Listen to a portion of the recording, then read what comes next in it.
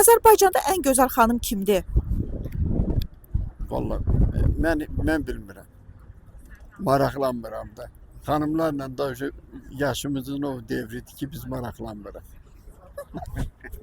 Azərbaycanda ən gözəl xanım kimdir? Mənim anam, mənim üçün.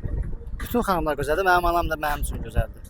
Müğənni xanım olaraq Röya xanımdır və Aygün xanımdır, Diva belə. Belə bunlar, yəni bunlar. Müğənni çoxdur, mən onları xoşlayıram. Azərbaycanın bütün qadınları gözəl. Zeynəb xanım, xalq artisti. Ondan sonra Nasbəri Dostəliyeva. Ondan sonra Elnarə. Mən çox xoşuma gələn belə gözəl müğənnilərdən biridir bundan. Sonra rəhmətli Elmirə xanım Rəhimova və eyni zamanda Flora xanım Kərimova. Mənim öz xanımım, mənim anam, sevdiyim xanım.